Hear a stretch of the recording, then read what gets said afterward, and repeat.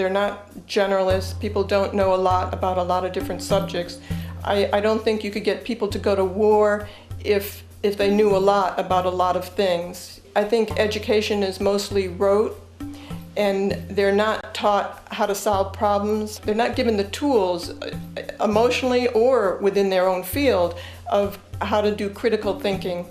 A resource-based economy, the education would be very different. Our society's major concern is mental development and to motivate each person to their highest potential. Because our philosophy is the smarter people are, the richer the world, because everybody becomes a contributor.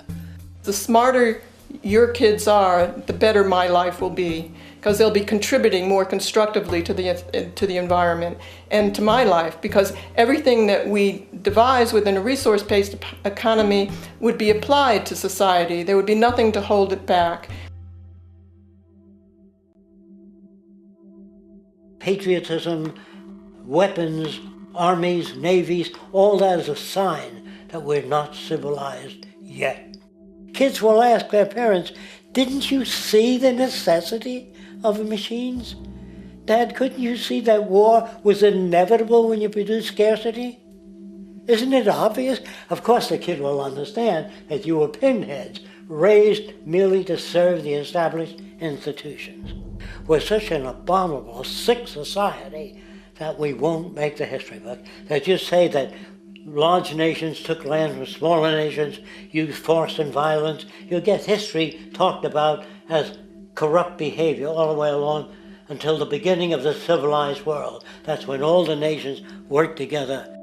World unification, working toward common good for all human beings, and without anyone being subservient to anyone else, without social stratification, whether it be technical elitism or any other kind of elitism, eradicated from the face of the earth. The state does nothing because there is no state.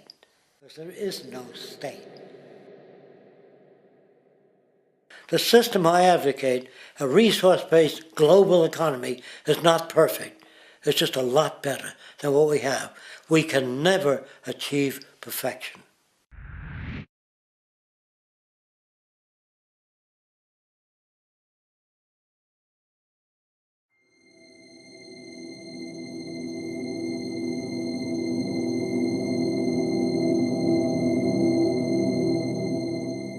The social values of our society, which has manifested in perpetual warfare, corruption, oppressive laws, social stratification, irrelevant superstitions, environmental destruction, and a despotic, socially indifferent, profit-oriented ruling class, is fundamentally the result of a collective ignorance of two of the most basic insights humans can have about reality: the emergent and symbiotic aspects of natural law.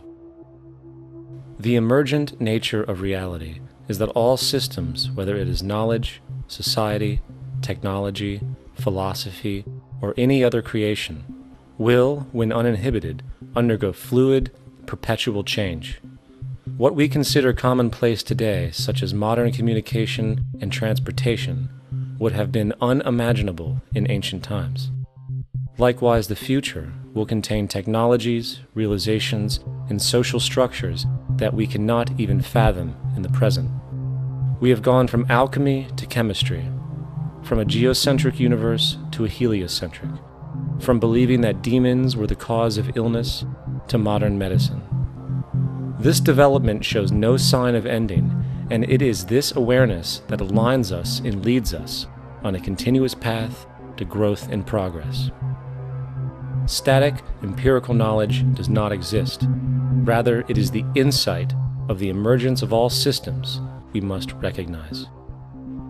This means we must be open to new information at all times, even if it threatens our current belief system and hence identities. Sadly, society today has failed to recognize this, and the established institutions continue to paralyze growth by preserving outdated social structures.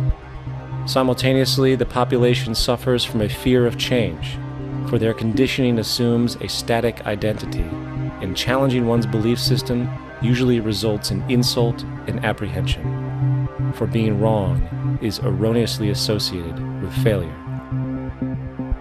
when, in fact, to be proven wrong should be celebrated, for it is elevating someone to a new level of understanding, furthering awareness. The fact is, there is no such thing as a smart human being, for it is merely a matter of time before their ideas are updated, changed, or eradicated. And this tendency to blindly hold on to a belief system, sheltering it from new, possibly transforming information, is nothing less than a form of intellectual materialism. The monetary system perpetuates this materialism not only by its self-preserving structures, but also through the countless number of people who have been conditioned into blindly and thoughtlessly upholding these structures, therefore becoming self-appointed guardians of the status quo. Sheep, which no longer need a sheepdog to control them, for they control each other by ostracizing those who step out of the norm. This tendency to resist change and uphold existing institutions for the sake of identity, comfort, power, and profit is completely unsustainable and will only produce further imbalance, fragmentation, distortion, and invariably, destruction. It's time to change. From hunters and gatherers to the agricultural revolution to the industrial revolution, the pattern is clear. It is time for a new social system which reflects the understandings we have today. The monetary system is a product of a period of time where scarcity was a reality. Now, with the age of technology, it is no longer relevant to society. Gone with the aberrant behavior it manifests. Likewise, dominant worldviews, such as theistic religion, operate with the same social irrelevancy. Islam, Christianity, Judaism, Hinduism, and all of the others exist as barriers to personal and social growth, for each group perpetuates a closed worldview, and this finite understanding that they acknowledge is simply not possible in an emergent universe. Yet, religion has succeeded in shutting down the awareness of this emergence by instilling the psychological distortion of faith upon its followers, where logic and new information is rejected in favor of traditionalized, outdated beliefs. The concept of God is really a method of accounting for the nature of things. In the early days, people didn't know enough about how things formed, how nature worked, so they invented their own little stories. And they made God in their own image. A guy that gets angry. When people don't behave right, he creates floods and earthquakes. They say it's an act of God. A cursory glance at the suppressed history of religion reveals that even the foundational myths themselves are emergent culminations, developed through influence over time. For example, a cardinal doctrine of the Christian faith is the death and resurrection of Christ.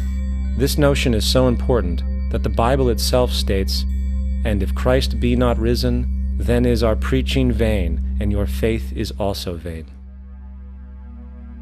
Yet it is very difficult to take this account literally, for not only is there no primary source denoting this supernatural event in secular history, awareness of the enormous number of pre-Christian saviors who also died and were resurrected immediately puts the story in mythological territory by association.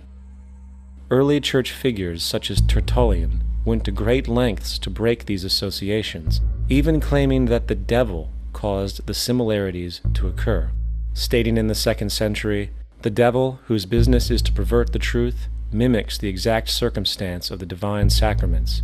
He baptizes his believers and promises forgiveness of sins. He celebrates the oblation of bread and brings in the symbol of the resurrection. Let us therefore acknowledge the craftiness of the devil, who copied certain things of those that be divine." What is truly sad, however, is that when we cease the idea that the stories from Christianity, Judaism, Islam, and all the others are literal history, and accept them for what they really are, which are purely allegorical expressions derived from many faiths, we see that all religions share a common